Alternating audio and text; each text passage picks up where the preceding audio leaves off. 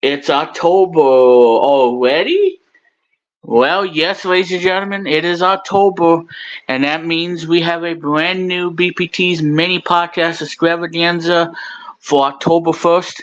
And I got a guest with me coming your way. And yes, ladies and gentlemen, tonight is going to be a very special theme here for you all.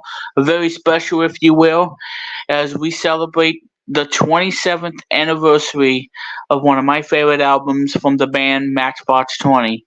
It's all coming your way, everybody. Get ready. BPT's mini podcast extravaganza is coming up next.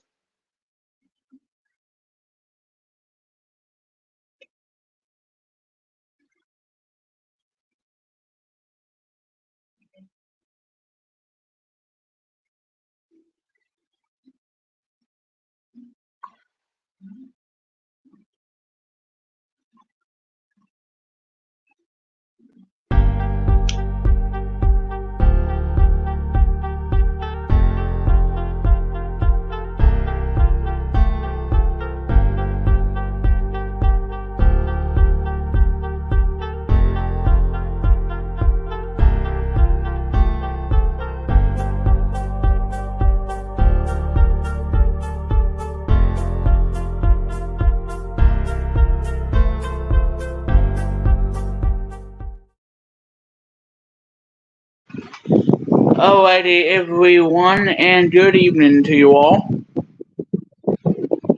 And welcome to BPT's mini podcast extravaganza here.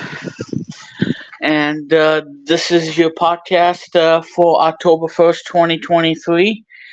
I am Remix Plum and your host. And ladies and gentlemen, I got one guest with me. And you can check him out. He's on Retro Media Vision on YouTube. And of course, his album, Chris Candy Plays His Hits, is available on Spotify and on Apple Music, wherever you listen to your music, and all that great stuff. So you can listen to the songs of the Congo, the Walkman beat, or whatever suits your needs. It's all right there on the album, and you can listen to it on Spotify and Apple Music. Ladies and gentlemen, the host of his show that you can see episode 3 on Mixcloud. If you haven't heard it, go give it a listen. Ladies and gentlemen, I present to you Retro Media Vision's own Chris Kennedy. Thank you so much, Remix. Woohoo! Hi, everybody out there. How are you? Woo! It's October now. We're in October now. October 1. Exactly. Yes, October 1. Before my birthday, Halloween, Christmas coming, all that, Thanksgiving. We're getting close to the end. I'm going to be moving at it soon. I don't want to say it on the air, but I'll give you a little clue. The initials are TR. Remix knows. Yep, and of course Thanksgiving is just around the corner next month, and of course Christmas. So the holiday season is upon us for 2023. Yeah, and lots of stuff and everything that's going to be happening your way, ladies and gentlemen. So anyway, ladies and gentlemen, yeah, it is October 1st, and so we got by September, and now we're into a brand new month. Yeah. And I'm gonna be uploading a new video for you all as soon as I can. It's the gameplay that you guys know and love, obviously, because I've been playing Forza Horizon 5 on Xbox Series S. And I have a new video I recorded and trimmed, and for that major wipeout I did in that game. And if you guys want to see what I'm talking about, well, you can see the new video coming your way on my YouTube channel. because you got to be really careful of the combo smashing kind of thing that can happen in the game. But anyway, so October, of course, is Halloween becoming your way in about 30 days, officially counting down. And also, in 2 weeks' time, would be a 13th of Friday Yes, this month, definitely. because we had two of them this year, and now we're gonna have one for October as well, and of course, lots of things I'm gonna be doing on that day, and I'm gonna be really busy with everything for the radio show to just work in general. So that's gonna be hectic and everything. But anyway, guys, happy to be here tonight for the show, and of course, Luke Jeffers is not here with us at the moment, but he will return when we go over a theme that won't be, kind of get into a debate slash debacle, if you will, or something more sensitive, to what we're going to be talking about tonight, which is going to be a music theme. And I normally don't do the music for you all because of how sensitive it is, because of other things. But I'm so excited that we get to talk about the album, like I said in the introduction. So stay tuned. We're gonna have the theme, and I think that this stream's gonna probably. Well, I'm probably gonna keep it short and everything because I got a lot of stuff I gotta do tomorrow and everything. So this will probably be a short stream, but hopefully you guys will understand that I got things I have to do and whatnot. But otherwise, we're gonna have a great stream tonight. Hopefully, you guys tune in, and hopefully, you enjoy what there is to offer. So, with that being said, let's get on with the podcast. Um, so, anyway, ladies and gentlemen, like I said, you can check out Chris Candy Plays His Hits, like I said, Thank you. on Spotify. Yep. Great for Jasmine. And It was like give a shout out as well as the third episode on Mixcloud. yeah, some wonderful stuff on there. Yeah, and there's a fourth coming one of these days. I don't have an idea when, but I'll give you a clue. Maybe this month or next month, you'll see. A few weeks from now, you'll see a fourth episode. But Absolutely. to sum it up, all up the best way, particular way for better or worse is that these are a series of specials airing on the radio, like on virtual radio. These are a series of pre-recorded specials that are broadcast as if they were live episodes. Mm-hmm. They were a live show. They're recorded, but we pre-record them sometimes because of time constraints and what have you. But Indeed. specials, pretty much so.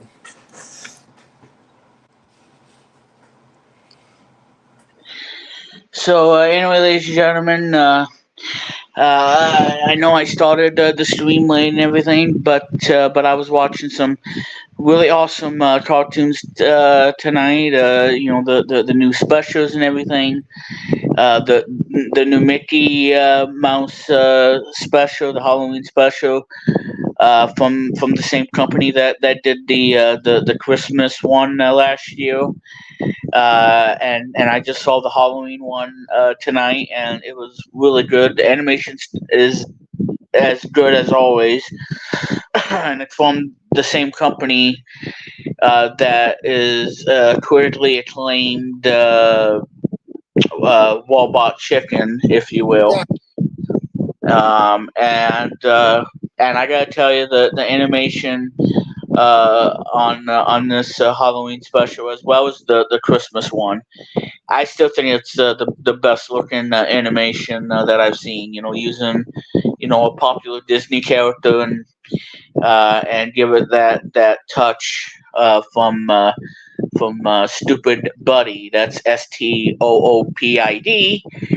and yeah, the animation is spot on and everything. So like with that one last year, this one was the Halloween theme, and then I got done watching the other one, and I could not believe how good it was. I'm glad I sticked around and watched that special too.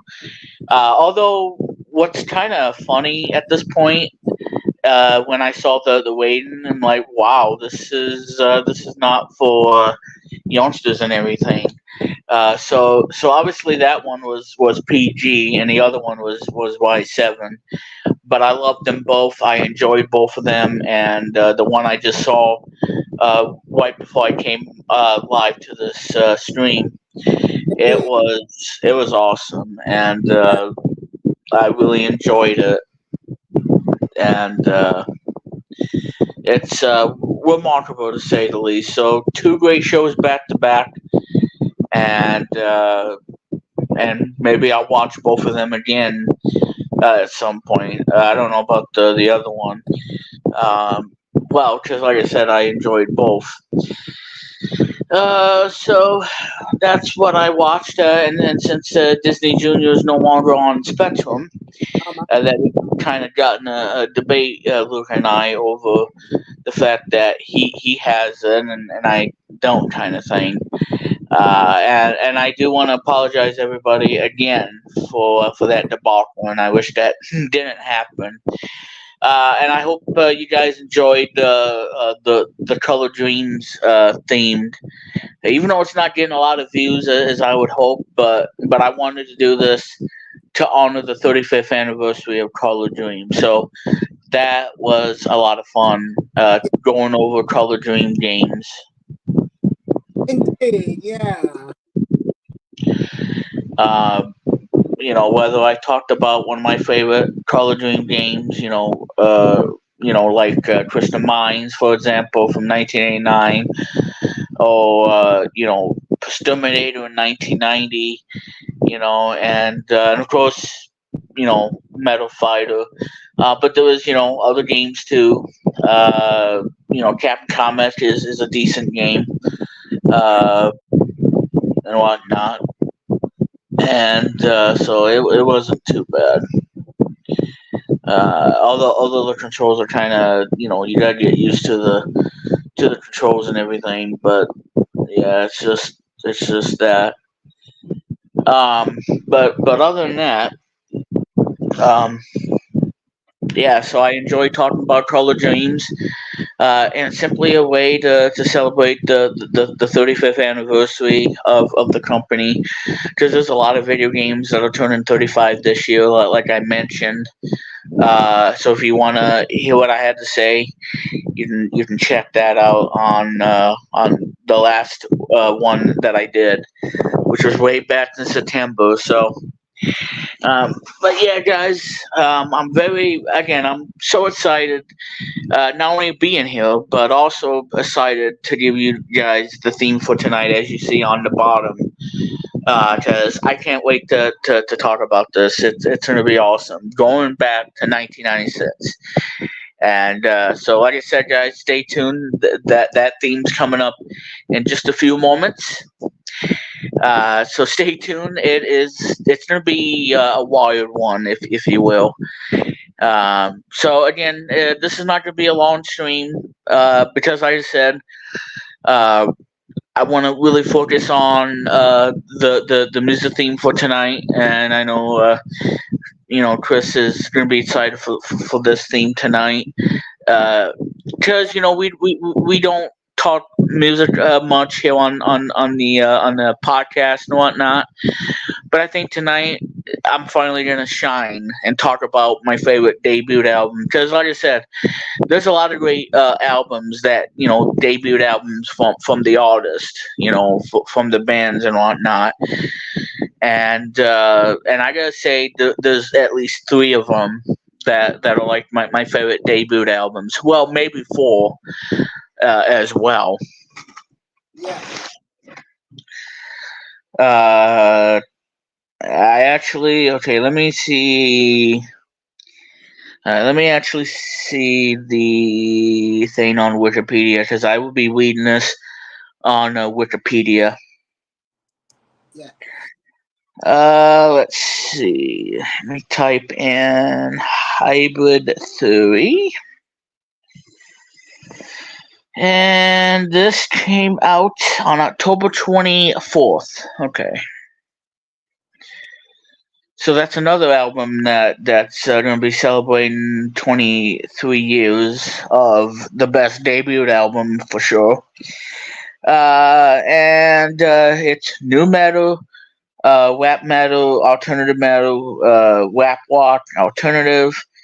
And this is one of the groundbreaking albums of all time that came out in 2000. And this is on like any record you've ever heard before. So even though I said three of my favorite debut albums, this is another one that I enjoy. So there's four albums that I really enjoy. That were debut albums. Where they start.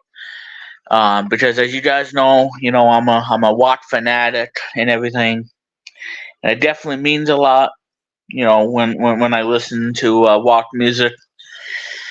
Uh, but anyway, um, yeah. So this album is awesome, and it's one of my favorite albums for sure. And I think they in 2020 they re-released the album as a 20th anniversary, which was really nice. Um, and now that I have a new one. And yes, I am a fan of the band Linkin Park. I do like the band. But yeah, so I really enjoy Linkin Park. Especially the Hybrid Theory or the Meteor album. I know try to pronounce that and I can't pronounce it. Or even Minutes to Midnight, the song Shadow of the Day, or What I've Done, or Leave Out All the Rest. So yeah, so I am a fan of Linkin Park, so I really enjoy the music, and that's why I'm a rock lover. And I do listen, to some metal, though not as intense as Luke, but I do listen to pretty much everything. Uh, and I know Chris can agree with me on that. And of course, electronic music. So when it comes to music, yeah, come to me because I'll tell you about great music and everything. Absolutely. Because me and Chris did an episodes, if you will, where we Yeah. did the '90s music, and I mentioned Matchbox 20 and in the '90s music, as well as music from the '80s that we discussed. Especially "Kids in America" being my absolute favorite song of 1982, and that song is one of the best songs, and of course it has the best lyrics too. And yeah, so whether you like the song or not, this is a song that I can easily play over and over again because it is that good of a song. So "Kids in America" is a song recorded by Cam Wired. That's obviously made it famous with that one. And this actually came out in January 1981, recorded in 1980.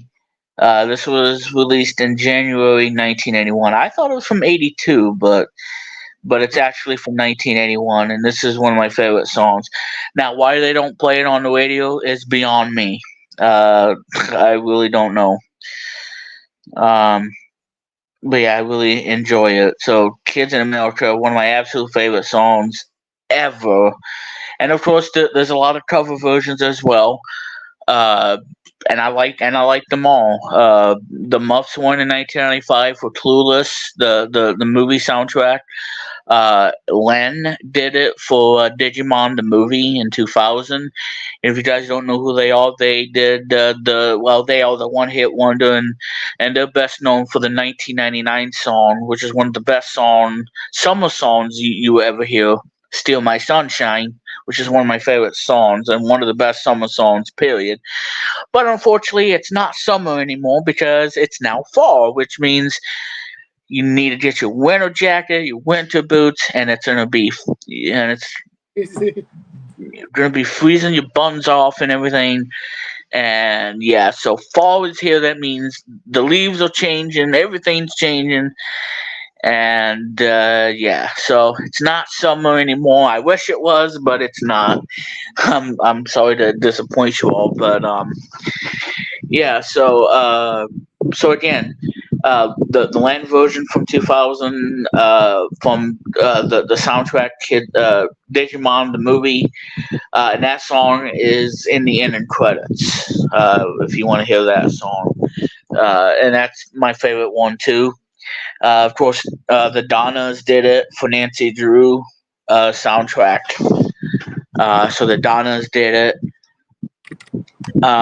Tiffany, who you may remember for I think We're Alone Now and Could Have Been, she did a version of it too, and she did pretty good. And now the one that I love the most out of all of them is the one by Billy Joe Armstrong of Green Day. And yes, I am a Green Day fan as well.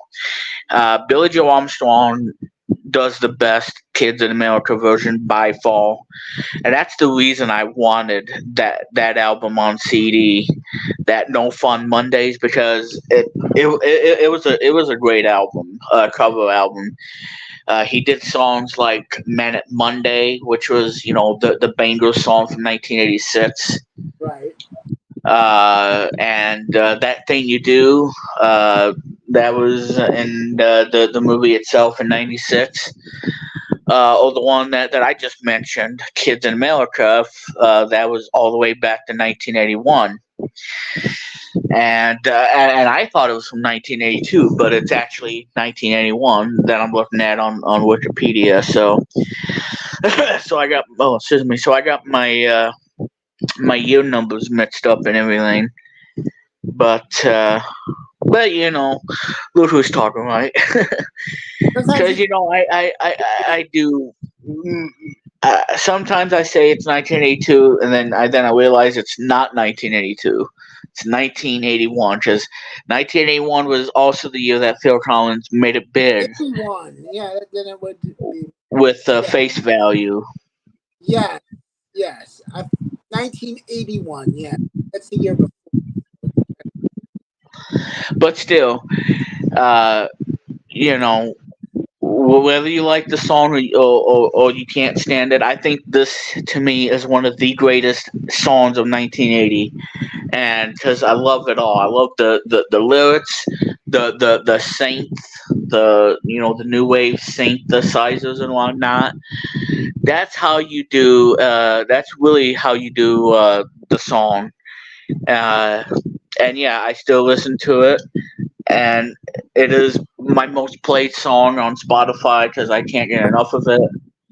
And of course, celebrating its 41st anniversary in 1982 is Jethro Tull's "The Beast and the Broadsword" that came out in 1982.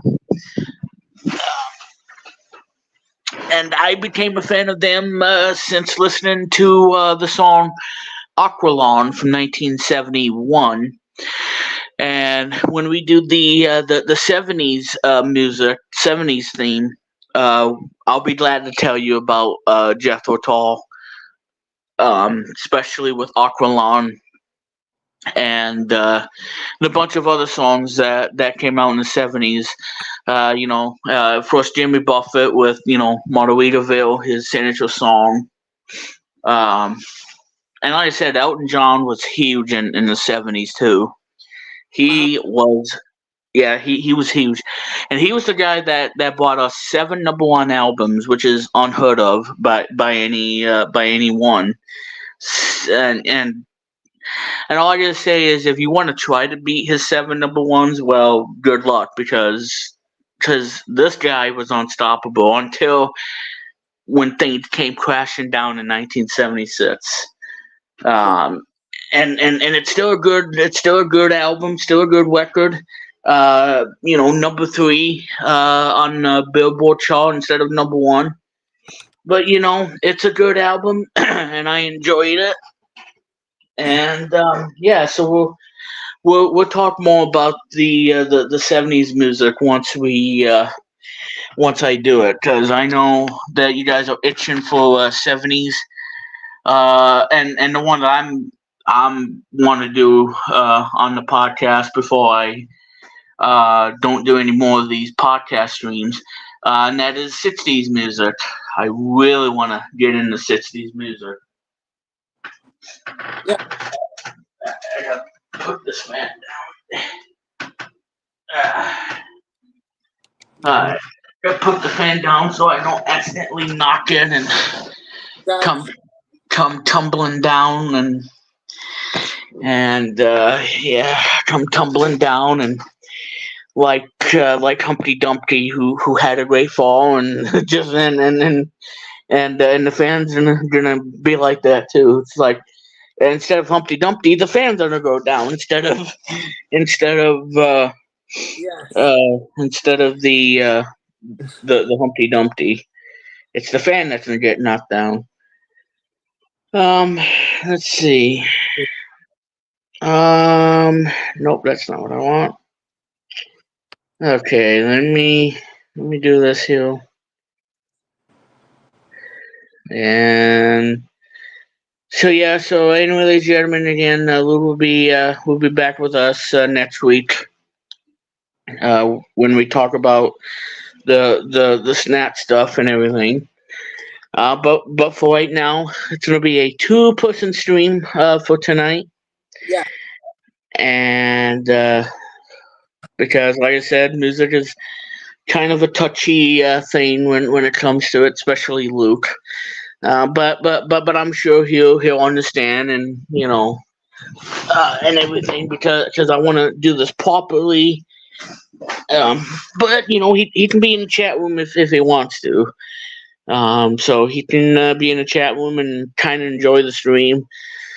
But other than that, it's gonna be a 2-person stream for tonight, and so I hope you guys enjoy the stream and all that goodness and everything like that. So we are at 28 minutes into the show, and like I said, in about 17 days from now, one of my favorite Sonic games is going to be turning 29 this year.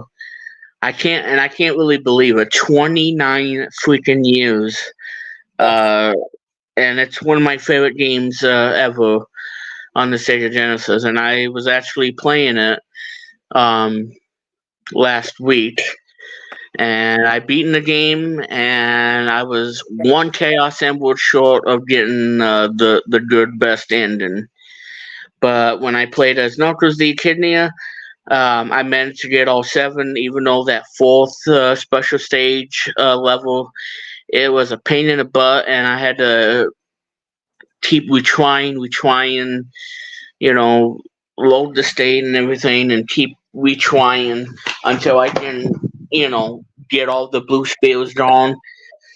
I didn't care about getting a wing so much. I just wanted to focus on getting all the blue spheres, which I think is about 150-ish or so. I just wanted to get rid of all the blue spheres so I can get the Chaos Emerald. And like I said, the wings are totally optional. You don't need wings to get the Chaos Emerald. You just need to get rid of all the blue spheres, and that's how you get a Chaos Emerald. And getting wings doesn't matter, because all it does is just gives you extra points, or it would give you a continue once you hit 50. Now, I think when you hit 100, I think it gives you an extra life, but I'm not positive. But I know the 50 you get to continue every time. And I've been playing this game nonstop, and yeah, 29 years, and this is still one of my favorite Sonic games ever, along with Sonic 3. And yes, I will say it too. All the haters are going to say this, but I enjoy this game, Sonic 3D Blast, especially the director's cut Yes. by John Burton, the founder of Traveler's Tales. And yes, this is a good Sonic game, and I actually enjoy this game, and I absolutely love the soundtrack. The soundtrack alone is the best thing about this game. So even if you hate the Sonic game for its repetitive gameplay and all the monotonous and everything, well, enjoy the soundtrack because the soundtrack is one of the strongest points of this game. Especially listening to Panic Puppet Zone, which easily has some of the best music of the game. Oh, Volcano Valley. Pretty much every video game music is awesome. My favorites are the Panic Puppet Zone music, Act One, Volcano Valley Act One, Gene Gadget Acts One and Two, and yeah, so the music in the game is awesome, and I know Chris can agree on that. Yes. Wonderful And of music. course, It's and of fine. course, yeah, go ahead. Wonderful. I'm sorry. I was saying. I was going to say. I apologize, remix. But I was going to Oh, say that's fine. wonderful music at its wonderfulest, at its finest. Yep, The I whole agree. music. All, Yeah. all the Sonic games on the Genesis had great music. Yeah. Spinball was Yeah. okay. Sonic was a great franchise, I tell you. Yeah, Sonic Spinball was an okay game. The music was kind of tedious, Yeah. especially it's Howard Dawson. Yeah. Um, and I think the game is decent, but and the reason why they did Sonic Spinball is because they knew that they wasn't going to be able to get Sonic 3 done in time, so that's why we had a stopgap or a Yes. stopgap, if you will. Um, and then Sonic 3 would eventually come out on Groundhog's Day, 1994. Yes. Um, so that would be that. So the game wouldn't get released till '94 in February on Groundhog Day. That game turned 29 too. And now next year, I'm really excited about next year because next year both of these Sonic games and pretty much every game that came out in 1994 is turning 30 years. Yeah. Because like I said, there's a lot of great games that came out in that year that turned 30, including a Game Boy game that I consider a masterpiece because it is an awesome game and it's the game that I played the most in that year when it came out. That game is a masterpiece, and I love that game to no end. Um, yeah, so there's a lot of great games that are turning 30, and of course a lot of great games are going to be turning 25. Uh, yeah, oh no, not 25, 35. Sorry, 35th, 1988. Oh my God. Yeah. I don't know what I'm thinking. Yeah, 35th was 1988, and then 30th is 1994. So I got my numbers mixed up. um, and yeah, guys, I know it's one of those syndromes where I'm off by 5. It's like playing Price is Right, and then you go over by a certain amount, What Bob and Barker then and eat then you for sit there and breakfast? cry. I wonder what Bob Barker likes to eat for breakfast. Speaking of which, I have no idea. It'd be cool to But find. I mean, But yeah, I like the Price is Right. Yeah, it's a good challenge. It sort of reminds me of that too. You were very good. yeah, Something you picked up is nice. exactly. Yeah. Good joke I came up with. We have a comment remix. Yep. And DC Comics fan 2004. Yeah, you can call me Remix DC Comics fan, but alright. Uh, well, happy birthday, DC Comics fan, and happy birthday from all of us here, Remix Plum Studios, and of course, we're one, and Retro Media Vision and everything. So, Happy birthday, happy birthday, DC Comics fan, wherever you aka are. Jaw. Have a marvelous birthday and happy Exactly. 22. Happy 23. Yes. Yep. So happy birthday, Josh, and hope your birthday was a spectacular, none other than less. So, um, yeah. So again, a lot of great games turning 30 next year. Um, My pleasure, DC Comics. Thank you so much for the shout out. mm-hmm. A lot to me. It means the world to me. We're both very grateful for you tuning in, DC Comics. Thank you. Indeed. Yeah.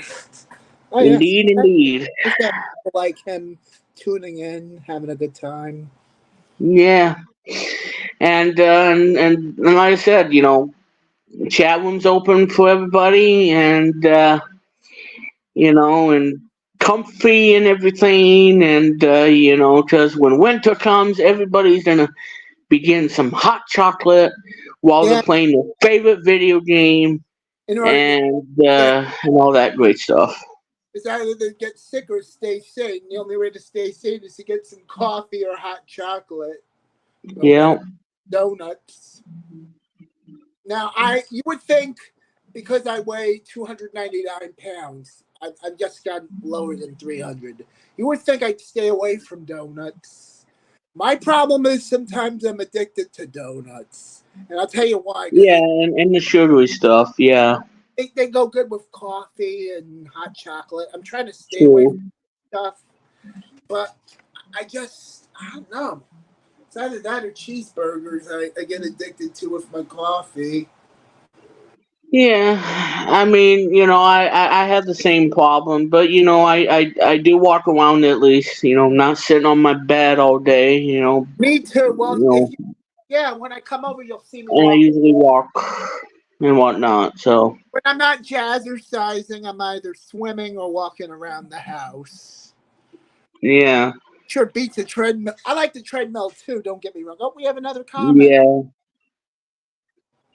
Yes, absolutely. It's yeah, awful to hear that about Bob Barker. yeah. It's, Uh, I he is forever, and it was well, it was gonna happen sometime sooner or later, but yeah, I mean, it was eventually of Alzheimer's, and he didn't tell nobody that, and he was so upset that Dorothy Joe had was got ill from lung cancer, and he was so sad without her. He was just ready to go out of this world and be reunited with her. Do you agree with that statement, Remix? You've heard it. yeah, and he lived Uh, 99 years too. So yeah, he had said it, 99 years is enough. I'm going to get close to it without. it's the same Betty White too.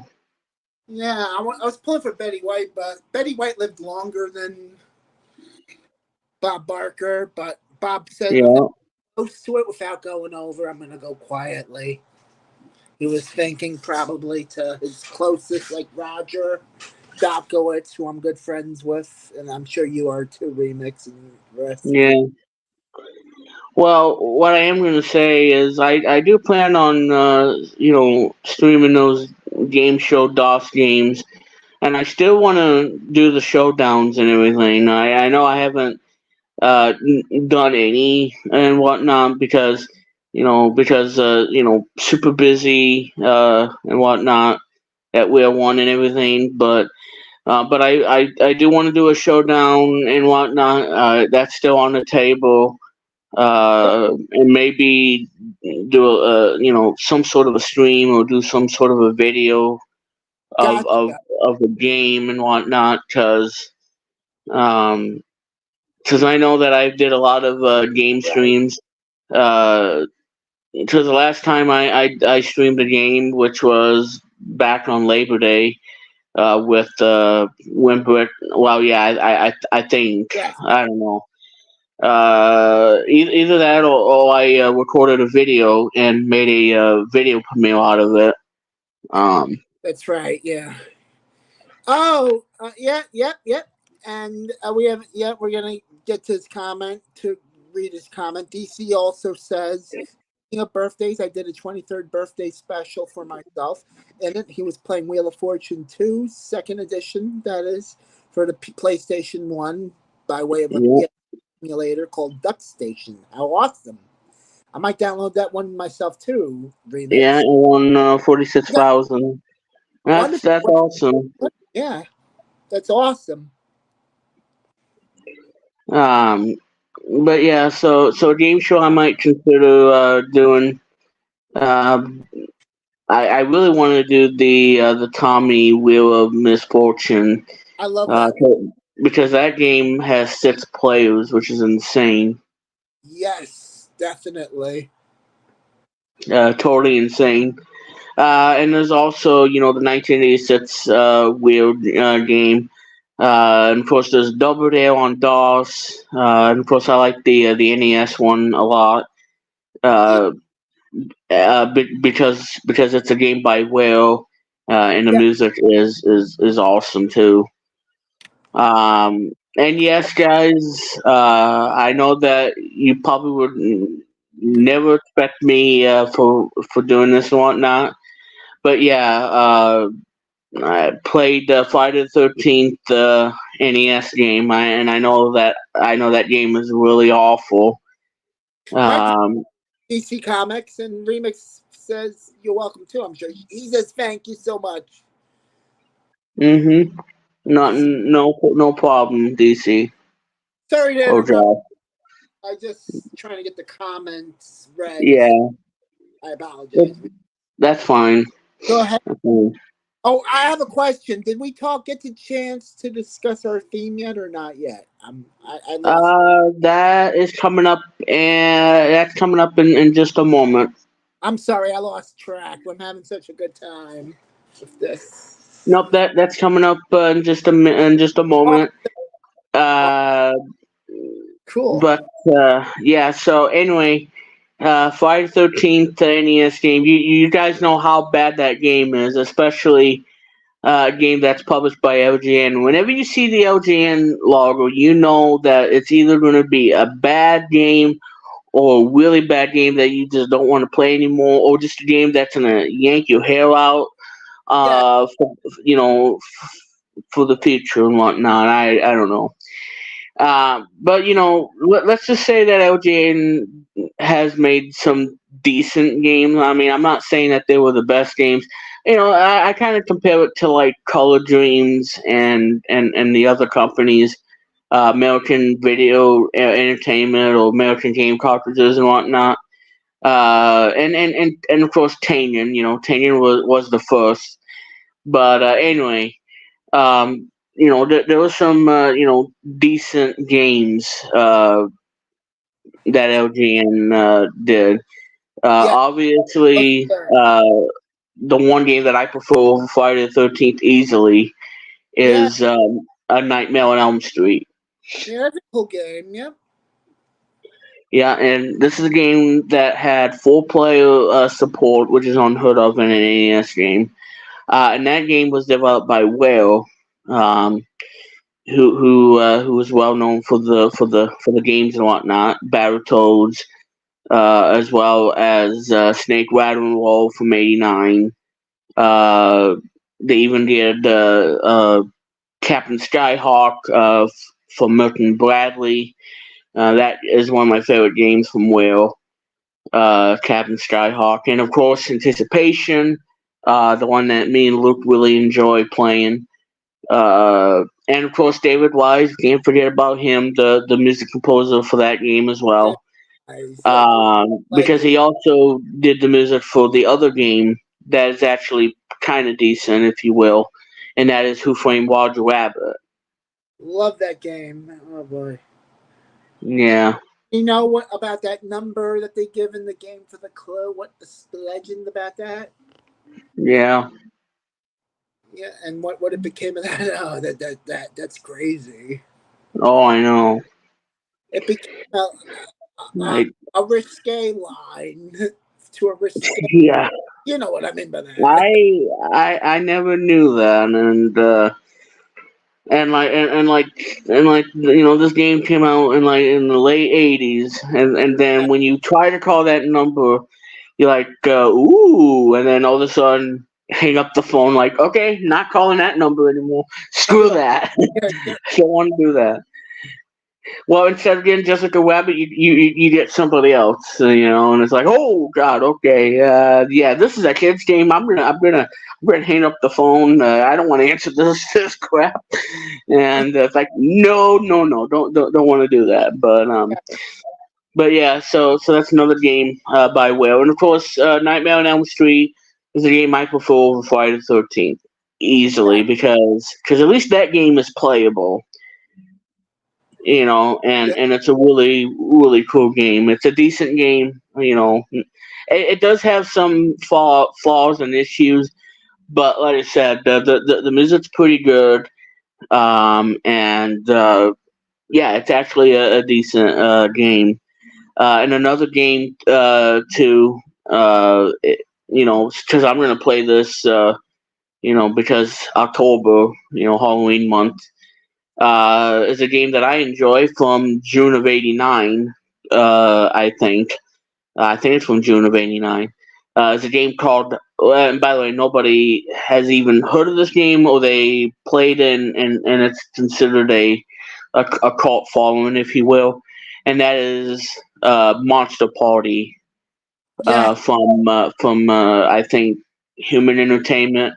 Yeah, this game came out in '89. Um, so that's a game I would probably play too. Um, Ghostbusters, on the other hand, no, I don't think so. Not on the NES. Probably the one by HAL Laboratory, maybe. Even though that wasn't released here in America, but it did have the good music because it I'll was be by back. HAL Laboratory. I'm All sorry. right, Back. Chris. I'll be back shortly. I need to step out for a minute. I'm going to take a break, but Remix will stay on with you, friends. I'll be back. All right.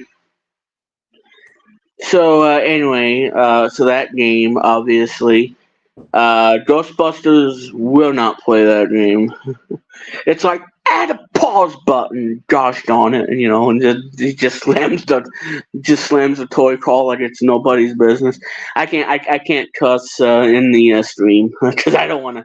I want YouTube to be on my good side, and I don't want to say the nasty word. But like I said, I do have it as a soundbite, and yeah, it's like add a pause button, you morons, but yeah, so.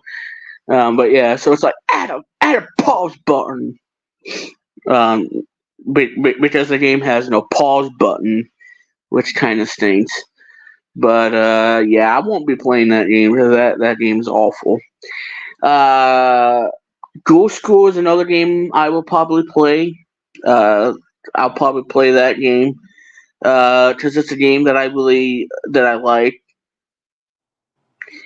And yeah, and that's just how I am. So I really I do like the game. I do like the music by Scott Marshall. So the music's pretty good, and I really enjoy the music in that game.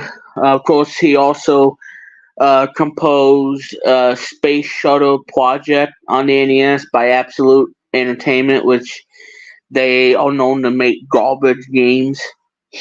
Um, and then I think he did the music for Fargo on the Genesis, the one that came out in 1998, the last game by That was actually published by Sega. Welcome back, folks. I'm sorry about that. That's fine. Thank you, everybody. Thank you, Remix. Yeah, I got done talking about the other game that I will play. Obviously, it's a game that nobody knows or understands about, but this is a game that came out in March of 1992. It was a less well-known game on NES. It was a Metroidvania kind of game, and what it is you're this character, and you're in school, and then all of a sudden, everything gets turned into monsters and everything, and all you are is a yeah, is a no, not yet. Is a teen. Sorry, guys. She's bothering me right now. Gotcha. Understandable. Yeah, I understand. Hang in there, folks. We'll be right with you. Sorry, these things go. Uh, Just trying to fill in some time for Remix. yeah, I'm sorry. I'm just yeah, because I didn't know she was gonna call me when I'm in the middle of a stream. Gotcha. Got it. Yeah. But if she can't wait for me that long, then I'll have to be right back, and I'll post the thing, and then I'll finish what I want to say, Yeah. because I don't want to leave it like this. So Exactly.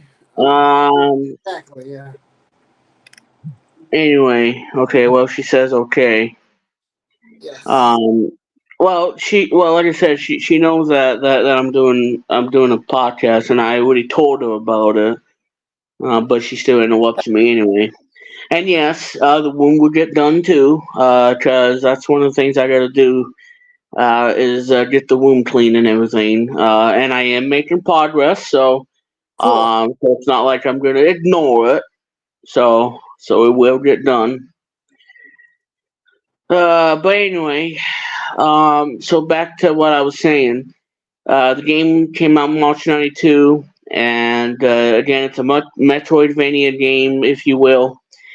And you're this kid, a teenager, whatnot, older teenager, and you have a baseball bat, and you destroy enemies, especially the one-eyed monster that's red, and you got different kind of power-ups in the game.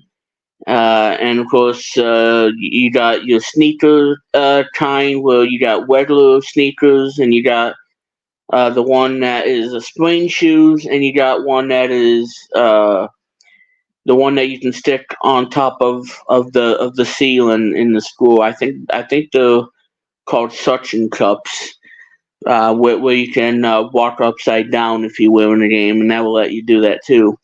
And even though the people have played this game, or when they really try to play this game, they say that this game is trash and this game is not worth my time and everything. But I actually played this game, and I kind of enjoy it for what it is. Yeah, it's kind of a boring game too, but if you know what you're doing and you know which rooms has what, like the nurse office or the office where you get a sickle, or in the cafeteria for a sandwich, or in the chemist, either the chemistry or the other room that you get some sort of embalm fluid. But yeah, there's a lot of things, and of course you have to have the embalm fluid in order to beat the game, because without it you can't, you won't be able to rescue the pom pom cheerleader. Yes, I said it, the pom pom cheerleader Yeah. that you gotta save in the game. So if you don't have the embalm fluid that spits down and whatnot, then yeah, you can't beat the game. So you got to have that as well. And of course, in the air ducts, you get the uh, gamma gun, and that really takes out everything. And it gets rid of that green guy at the start of the game in the hallway. because if you touch it, you die instantly. If you hit the spikes, then you pretty much keep getting hit, and you don't get any invincibility time. So if you land on the spikes, then you can get hit multiple times, and it drains your health pretty much an instant death if you hit the spikes and whatnot. And of course, you got the rooftop, which you got to be really careful because you can fall into a pit because you're in the rooftop of the school, and you can fall right down into a pit. Yes. But I want to say, okay, there's a music room and there's a chemistry together. I don't know because I really haven't played the game in so long because I haven't played the game ever since. But I know there's a chemistry one, and I know there's the one that you have this bone that you got to take out of the skeleton that's in that room. I think it's anatomy or whatever. I don't know. I don't remember the name. But I know there's a music room, there's an office, there's the cafeteria, the library. Even the library has that spooky song that plays in the background, and everything's all black, at nighttime, and that haunting music kicks in that stop motion does in that game. And it gives you that spooky effect that you should not be in this library at night because there's a lot of things that can probably scare you and probably wet yourself, pee your pants and whatnot. So I wouldn't, and you know what? I would not even go to a library at night. Okay. The free TV yeah, this whole free TV project. Well, hang on, I'm gonna message her because this I don't know what this free TV project is. Probably just a scam. I have no idea. Excuse me. Let's see. We're at 57 minutes. So. Yeah. And yes, I've beaten this game a lot. And some people are gonna say that this game is trash. This game is horrible. I kind of like the game for what it is. There may be some flaws that I don't like of the game, but I do like the music though. The music's really good. By Stop Marshall, who again did music for Space Shuttle Project by a company called Absolute Entertainment, and of course they made garbage games and whatnot. So I think he only did like 3 pieces of music. One for Space Shuttle Project, Jewel School that came out in March '92, and a game Farver on the Sega Genesis, which was one of the last games made for the Genesis in '98. But yeah, so Jewel School has a lot of history. And if you want to know more about that video game, I'll probably give you guys a link so you can check it out and read everything about Stop Marshall and read about why this game exists and why nobody has even heard of it. Because I actually had that game. I actually owned that game back then, and yeah, I do miss it. I really do. But like I said, not a lot of people enjoy that game because it's kind of crap. But I think it's a decent game, and if you want to check it out for yourself, watch it on YouTube. If you don't know about this game, like I said, there's some history about this game too, because Scott Marshall, the music composer and of course the designer of the game, the creator of the game, is actually a high school graduate at a high school in New Jersey called Princeton High School in Princeton, New Jersey. And the whole philosophy of Jewel School was inspired of that school, that Princeton High School in Princeton, New Jersey. That was the inspiration for this video game that came out in 1992. and it was only released in America. Wasn't Japan. You could only play in North America. Um, and yeah, not a lot of people like this game, but I kind of enjoy it for what it is. Brings back memories, if you will, because it was developed by Imagineering, which is based in New Jersey. Glen. I think it's Glen Walk, New Jersey. I think that's what it is.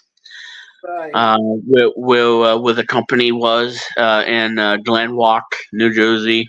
Imagineering, or however you pronounce it.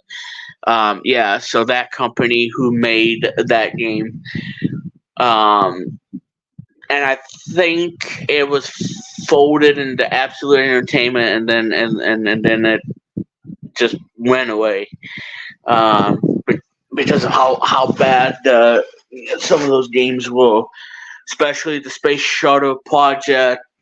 If Yeah, even I have never heard of it until I saw it on YouTube. And if you like NASA going up in space kind of thing, then this might be a game to play. But like I said, I don't know if I'm going to play it or not because it's kind of frustrating and probably a bit too much on the mini games. And if you screw up on the rocket, then you're going to fail your mission, and people are going to be giving you the finger. I guess I don't know what's going to happen. But I think if that happens, I think they're gonna just give you the finger, Yeah. and it's just like get a game over and flipping the board and everything. I have no idea. But anywho, that's pretty much the whole games in a nutshell. If you include Monster Party or Sweet Home from Capcom, which was a Japanese only game, or even play Splatterhouse because those games have horror theme to it, or play this iconic game from Konami called Castlevania, especially Super Castlevania 4, Yeah. which has great music and everything. Um, but yeah, Monster Party is a good game by Bandai. Um, Castlevania. Um, and I think Gargoyle's Quest. I don't know. AKA Demon's Quest. I haven't played that one. But yeah, so and of course I'll definitely be playing Nightmare on Elm Street over Friday the 13th because Friday the 13th NES game is so frustrating because you got 6 counselors and you got 2 of the best characters in the game. The other 4 are just downright garbage. You got 6 counselors and all you gotta do is drain Jason's health and then you move on to the next day. And every day gets increasingly difficult because Jason will move a bit faster. But the good thing is that once you do defeat Jason in day 1, and then you do day 2, and if you're on low health, then all the health gets restored, which is kind of nice. Um, but I will say though that this game, I still do not like this game. I hate this game still. One of the worst, absolute worst LJN game I've ever played. I mean, it does control all right, I guess. The music is a bit nauseous, but I will say there was one song that I really love in Friday the 13th NES game, and that's "Walking into a Cabin." The cabin music is probably the best thing about the game is that music, and it's by the freaking same composer who did game by Hudson, well, by Atlas, because Atlas was the one that did Friday the 13th. Atlas did a game called Z, or XEXYZ, that came out in 1990 on the NES. It was published by Hudson Soft and developed by Atlas. And of course, it had wonderful music by Takayama. And of course, the music in this game, I think it's not as good as Zeke and whatnot, because the music gets what kind of repetitive. But yeah, it's Friday the 13th, and that's more than you want. But yeah, the cabin music is the only good music I like in that game. The other music, it's just so obnoxious. Oh,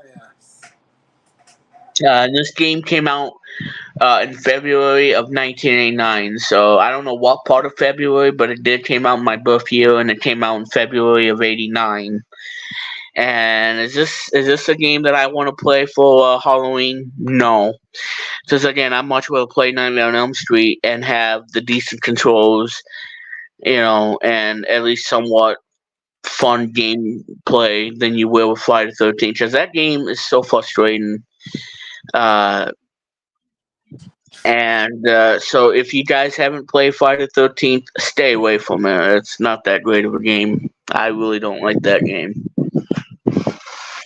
Because I played it, and I think it was 97 or 98 when I came up here. Never again.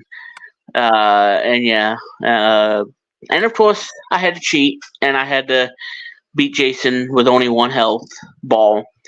And like, after so many years, and I didn't do it legitimately. I know it's kind of sad, but I managed to beat Jason. Is he really dead? We're not telling.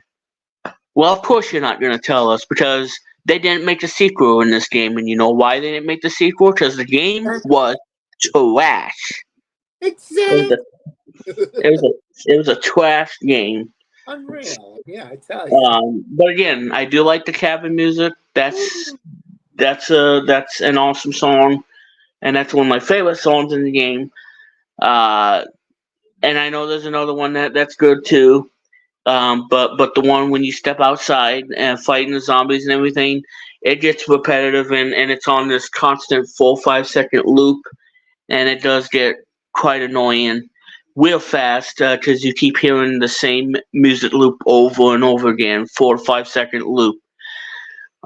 So I guess the quality wasn't really there when it came to it, because again, this is the same guy who composed a game that I like, and that soundtrack is better than Friday the 13th video game, and it's by the same guy, and it's also the same guy that did NFL, which has one song that I like, and that's about it.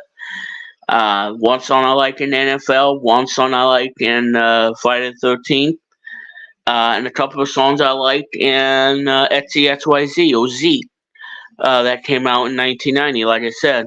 And if you guys don't know what that game's about, well, you're this guy named Apollo, and you gotta defeat the evil boss named Goza. And once you do that, and you save, peace and whatnot, the world at peace, then you get to marry Maria, and they become the king and queen of Zexus, or Zeke, if you will. But yeah, it's a really cool game. I like that game. The music is really good. I think it's much better than Friday the 13th. But I do like the cabin music. That's what stands out in that game, is listening to the cabin music. Anything else, listen to the cabin music. Otherwise, stay away from this game. This is still a game, and you wonder why we didn't get no sequel to this game, because it was trash. It wasn't that great. It was god awful. Absolutely. Now, I wish we would have gotten Nightmare on Elm Street sequel, but again, that game didn't get a sequel either, even though it had some mild success when it came out on the NES, and that game is by Whale, and the other one's by Atlas. Because Atlas, they are a well-known company in video games, and they're still around today, and they're making quality games. But back then, when they were hired by LGN to make this crappy game, they knew that this was literally gonna hurt them in the long run, because you got a company of Atlas, and yeah, and I'm surprised they don't even talk about that game, or even the games they did for LJN and whatnot, because those games were terrible at best. Absolutely. So I don't know what to say about that. Alright, well, anyway, so that's pretty much the things I want to talk about as far as video games are concerned. And again, guys, on the next episode, on the 8th, for that matter, hopefully, the three of us are going to be talking about snack foods and whatnot, our favorite snack foods in our childhood, to kind of what we talked about on the one in September. Yeah. So we are going to talk Okay. about that, hopefully, without any debate or debacle. Exactly. I'll give you one of mine that I still eat to this day. Those, what do you call those? Cinnamon honey roasted nuts that you get at New York City at the food carts. Those were my favorite. You get a coffee and you're good to go. You can eat those for breakfast. Yeah. So we'll be talking more about that for you all on the next show. Yeah. But right now, ladies and gentlemen, it is time now to go over the theme for tonight. And I'm very excited for this theme for tonight. And once we talk about it in detail, that's going to be the topic for tonight. And then we're going to end the stream, because, like I said, this is not going to be a long stream. So we are going to go ahead and get started here. Yeah, so I was right. Imagineering is based in Glenrock, New Jersey. Yep. Okay, so I was right about that. Imagineering was in existence from 1986 to 1992 before folding to Absolute Entertainment. Yes. Yeah, okay. So Imagineering was a company until 1992, and I believe Ghoul School was the last game from that company, if I'm not mistaken. I have no idea. Alright, but anyway, now let's go ahead and talk about the music album, and this is going to be the theme for tonight. Yes. So I am very, very excited to talk about this, and I accidentally turned on my Xbox. Yep, I woke up my Xbox on accident. Yeah, me too. Yeah, I accidentally opened up the Xbox. That's alright. Yes. Anyway, ladies and gentlemen, so now without further ado, tonight's theme for October 1st edition of BPT's mini podcast Extravaganza has to do with this album, and I'm going to turn on the camera for a brief second. I don't know if you guys can see it or not, but that is what we are going to discuss. Yep, I can see it. And that's what we're going to talk about for you all right now, and that is Matchbox 20's debut album that was released on this day in 1996. Absolutely, yeah. And I was about 7. I think I was 7 years old when this album came out. This came out in October 1996, and this is the album cover right here with the late Frank Torres on the cover. And unfortunately, we'll talk about him because he actually sued the band for using his image. But we will talk about that as well. So, ladies and gentlemen, I am talking about Matchbox 20's debut album, Yourself or Someone Like You. And that's the theme for tonight's BPT's mini podcast extravaganza. So, let's go ahead and talk about this album and why I really like this debut album. Because, like I said before on the stream tonight, there are four albums that I really enjoy that were debut albums, and they're all fantastic. But yeah, they're all great, and I love every one of those debut albums. So if you guys are ready, let's go ahead and talk about this album right now. You ready, Chris? I am. Yep, I'm ready to go. So this album was released in October 1st, 1996. It was recorded at Triclops Recording in Atlanta, Georgia. The length of the album is 46 minutes and 43 seconds. And it's on Lava Records, which is owned by Universal. And of course, they signed to Atlantic Records, which is a Warner Music company. And so this is by Lava Records. And of course, it's on Atlantic Records, which is a Warner Music record company. And so this was released on October 1st. And out of the 12 songs that are in this album, only 5 songs were released as singles. See, I keep messing up that name, but 5 of them were singles from the album. There's 5 of them. And the 5 songs that were released as the singles is a song that came out September 16, 1996. This is a great song.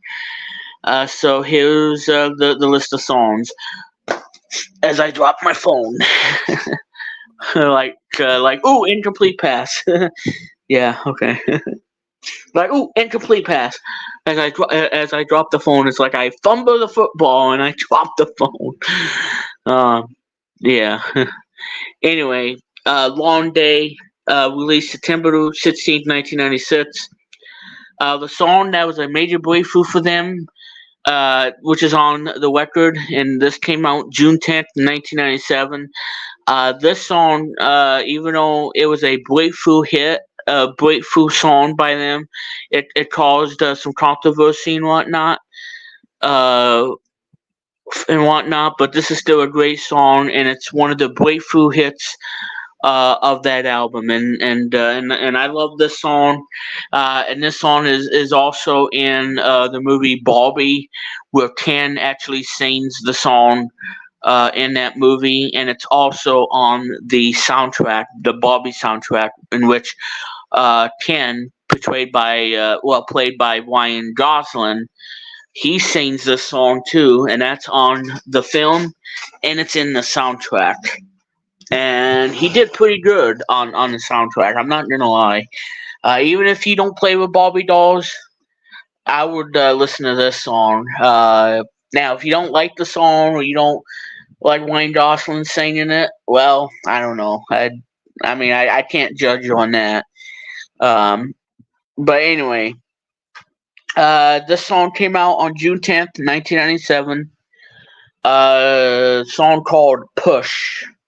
And that was one of the songs that's in the album. That was the second single in 1997.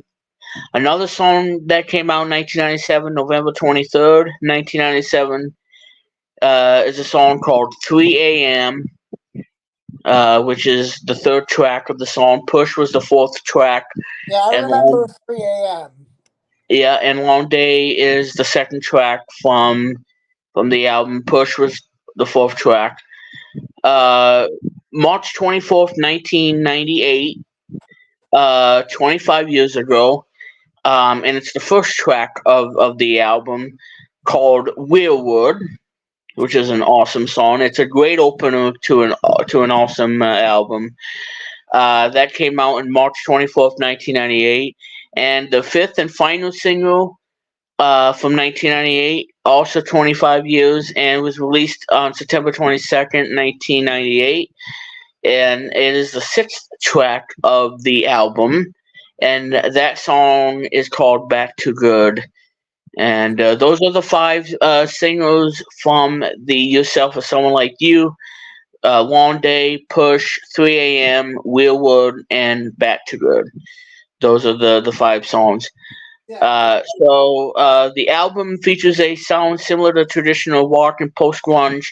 The album features themes of Alados. Yeah, see, this is why I'm not good with words. Um, okay, so it's mature. Okay. Puberty and adulthood. So that's what it means. I'm not gonna even pronounce it. I want to say it's adolescence, but I can't be. I don't know. Adultery, loneliness, domestic violence, psychological abuse, humiliation, depressed anger, and alcoholism. According to Rob Thomas, the album's title was originally to be named Woodshed Diaries. However, that changed when Thomas and Paul were at a women's musical performance at Cafe Lauro when the singer said, "This song is for you or someone like you." They loved the phrase so much that he insisted on changing the album's title, despite the fact that 3,500 copies of the album with the original title have been made. The labels agreed. However, the name change resulted in the album's release being delayed. So, obviously, it was going to be called Woodshed Diaries, but at the last minute, they changed it to what it is. Yourself or someone like you. So the labels agreed, and so people had to wait because it got delayed for that particular reason. The album sold a mere 610 copies in its first week, but eventually went on to sell several million copies in the United States. Yourself or Someone Like You became one of the few albums to achieve the diamond certification. It was also certified multi-platinum in Australia, Canada, and New Zealand. To date, the album has sold more than 15 million copies worldwide. So you see why this debut album was a sensational hit. Worldwide 15 million copies of that debut album. So you know that this was a strong debut album because you can make a great debut album and really know that you can do this. Just look at Three Doors Down with The Better Life in 2000. Look at No Name Face by Lifehouse, was released in Halloween of 2000, and I can't wait because I'll be listening to the entire album. Oh man, I can't wait. So look at The Better Life by Three Doors Down that came out in February of 2000. Look at No Name Face by Lifehouse, October 31st, 2000. So that's two. And the one that came out in October 24th or whatever is Linkin Park's Hybrid Theory, which sold extremely well, and they were part of Warner Brothers Records. Lifehouse was part of DreamWorks, and then later Geffen.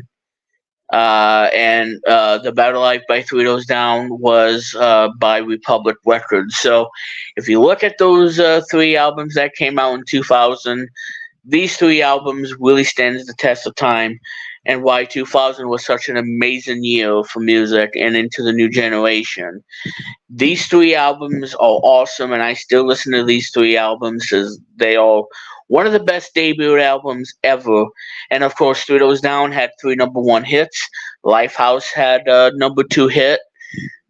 in 2000, and and number one obviously, and Hybrid Theory was sold extremely well for Warner Brothers. So you see how good these three albums were in 2000.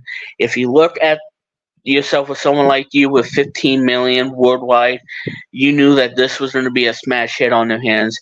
And the album peaked at number 5 on the Billboard 200. The Better Life peaked at number 7. I don't know what. I think, if I had to guess, I think No Name Face peaked at number 6. And I don't know about Hybrid Theory. I gotta look it up on Wikipedia. But I know The Better Life peaked at number 7. No Name Face was number 6. Don't know about Hybrid Theory. Yourself with Someone Like You peaked at number 5 on the Billboard 200. The other ones were Hot 100 of the year 2000. So you see, you can make a great debut album and show yourself that you can actually make a record and that you're going to have a hit on your hands. And Three Doors Down did, with huge hits and whatnot like Kryptonite, Loser, and Ducky One. Those were 3 number 1 songs. Lifehouse, like I said, had number 2 on the Billboard Hot 100 and number 1 on the Walk chart, which is insane in 2000. Having a song at number 2, you know that song is a smash hit. And Kryptonite, which was number 3 on the Hot 100 and number 1 on the Walk. So so what you got is a debut album, and like I said, it works if you know what songs are going to be in it, and you believe that the album's going to sell extremely well. Because if this is your debut album, you have to. This is either going to make it for you to be a superstar, or it's just going to go right down the tubes, and nobody's going to listen to the debut album, and that's why. Out of all of them, there's only, I believe, at this point, 4 albums, 4 debut albums that were exceptional, and I love those 4 albums too. Oh my God, she's being a pain, but I'm gonna finish the stream. But yeah, so those 4 albums, again, those albums are awesome. I gotta message her. Alright. Because I know she's being a pain and she wants me to come out there. But anyway. So 4 of these debut albums are awesome. And if you like rock music like I am, like I do, because I'm a huge rock fanatic, give a listen to these 4 albums. Yourself or Someone Like You from 96, Better Life 2000, No Name Face 2000, and Hybrid Theory 2000. Because 3 of those albums are from 2000, and the one that we're talking about tonight is Yourself or Someone Like You. Now, there was a lawsuit that happened in the artwork. In 2005, almost a decade after the album's release, the band was sued by Frank Torres, the man on the album's cover. Torres claims that the band never asked for his permission to use his image on the sleeve. In the litigation, Torres claims the photo was taken as he was walking down the street after being asked to pose. He also claimed the photo had caused him emotional distress. Torres justified the delay in suing Matchbox 20 by claiming he had first seen the album photo within 2 years of litigation. However, in 2016, Torres died at the age of 73 in 2016, and I didn't know that he passed away because that was the guy that was in the album cover, and I never knew that was Frank Torres. And wow.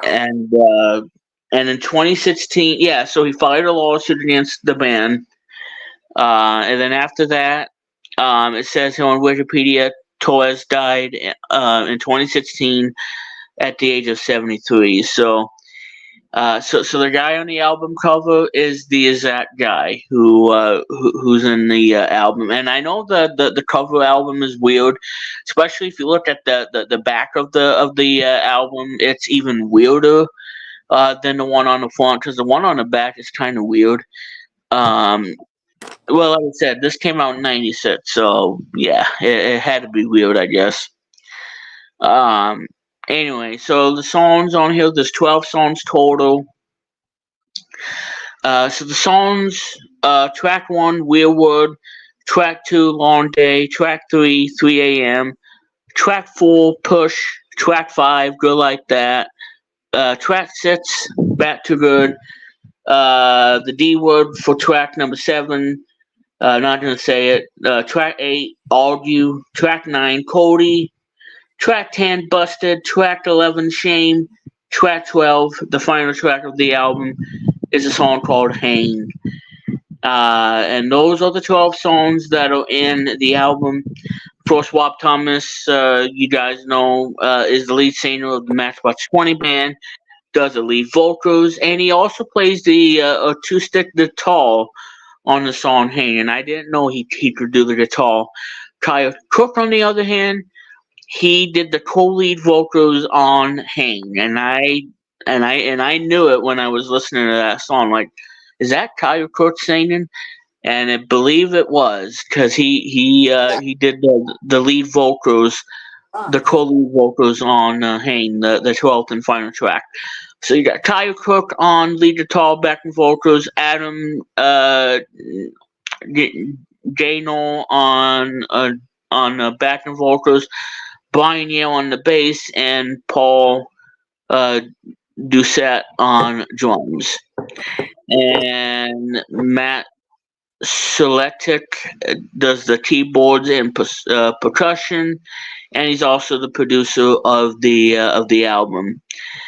Yeah, so the album peaked at number 5 on the Billboard 200.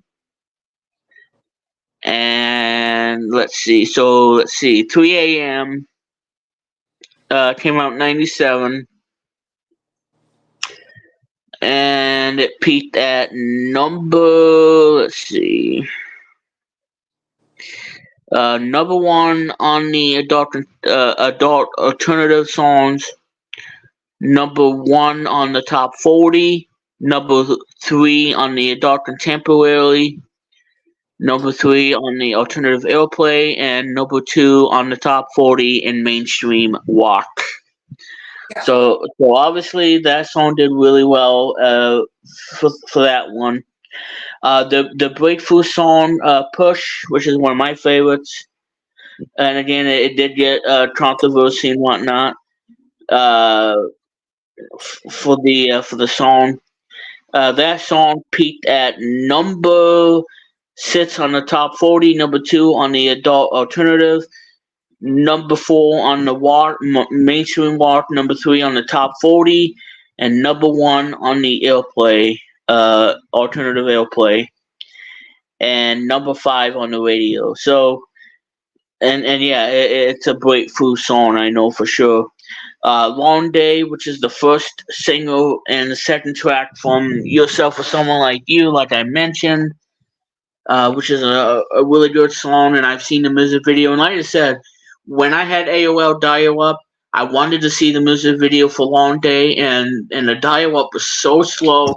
I had to wait for it to buffer and to fill that ball up to the end, and then I can watch it without interruption. And could you imagine back then if you had AOL or dial-up and you had to wait for that little progress ball to download and fill it up to that line while you were trying to watch a 3.5 to 4 minute music video, and it was as slow as molasses? I mean, would you ever imagine having to wait and wait and wait? It's just, yeah, it wasn't fun being on dial-up because it was slow as a snail.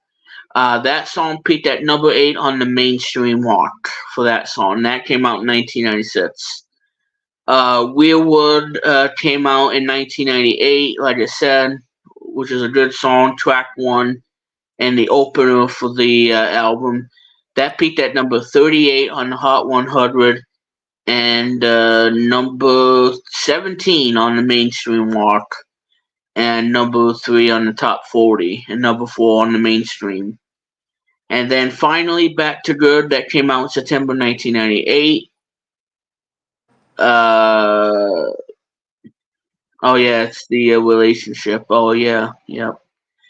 That song peaked at number 24 on the Hot 100, number 8 on the mainstream top 40, number 4 on the top adult top 40. And so that, my friends, that's the album. So happy 27th anniversary to one of the best debut albums on the planet. And I think I had 2 copies of it. I don't remember, but I had a copy. My sister had a copy. My other significant other had that album. So I had the album, and then it got scratched up, and I wasn't happy about that because I didn't learn my lesson. And my sister had that CD as well, and it drove my mother insane when she played Push all the time and repeat it to the point that it drove her nuts, and all that other stuff. So, but this is a great album, and I missed the album. And when I get it back sometime, I'm gonna make sure that it don't get scratched. And whenever I'm not playing it, I'm gonna put it away in a jewel case and put it somewhere where I don't step on it and break the thing on accident. And then and then I'll have that album too, because that album is probably gonna be hard to find. Yeah. Especially in 1996 standards. So yeah, it's gonna be a hard album to get, just like The Better Life by Three Doors Down. That album's gonna be really tough to get too. Especially, it's one of my favorite debut albums, and I do have the album up there. And of course, I can listen to Yourself with Someone Like You on Spotify, because I do have Spotify, and I think Spotify is awesome, even though it is $10.99 a month. But I don't think, well, like I said, if you love listening to music, I think my Xbox is gonna go nappy nap on me, and I don't know where my controller went. But anyway, okay, there it is. Okay, it's alive. Ouch. So anyway, again, happy 27th anniversary to Yourself with Someone Like You. One of the best debut albums for sure.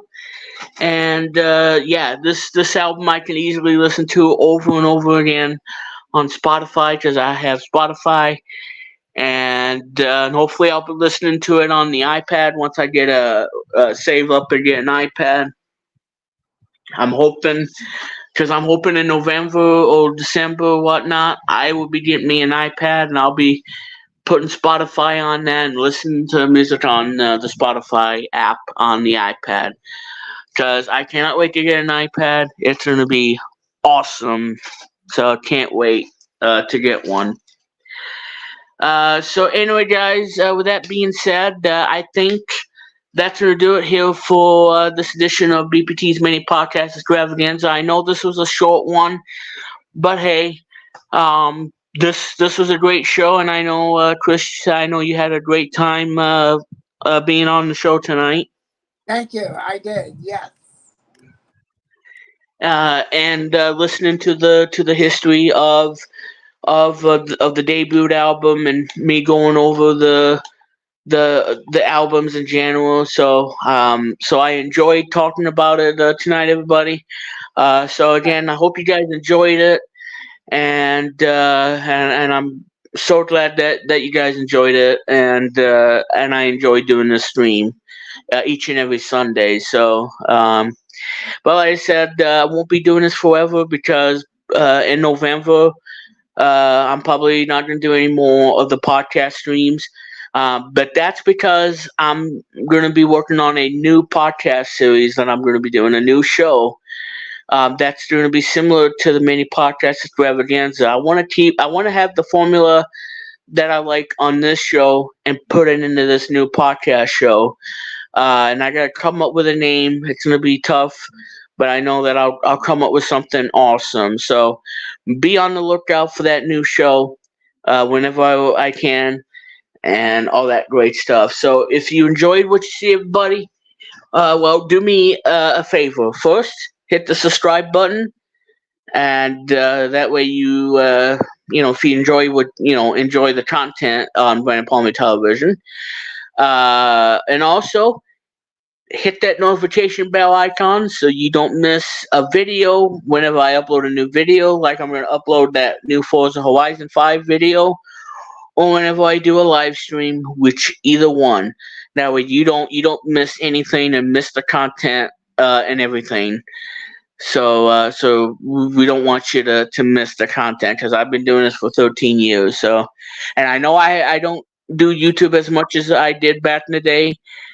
Because obviously I'm a busy guy at Wheel One. Being a CEO, of Wheel One is not an easy thing for me. But I this is where I can take the creativity to the very next level, Yes. and that's why that I enjoy doing this. So that's why I don't do it as much as I used to.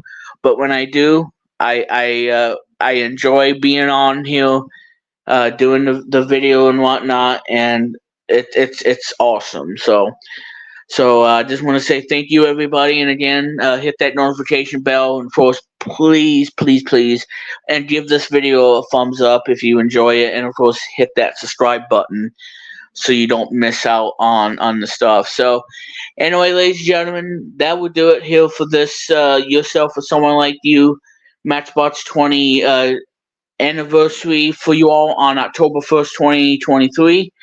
And I'll be back next time when the three of us are going to talk about childhood snack foods. Hopefully, we don't get into a debate, especially Luke, which he needs to be careful about. And we're going to be going over the snack food stuff. Like I said, from Planters cheese balls, or the those little potato sticks from French's. Yes, the company. Yeah, Well, any of those things. Yeah, those are good. Yeah. yeah, or even those potato sticks from French's. I believe they made a cinnamon O's cereal that I used to like dry. Even. Yeah.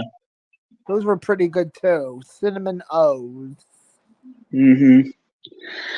And all that good stuff. So anyway, guys, that's something I'm very excited about, and we'll be doing that as a podcast for you all. So. So anyway, ladies and gentlemen, want to thank Chris Kennedy for joining us tonight.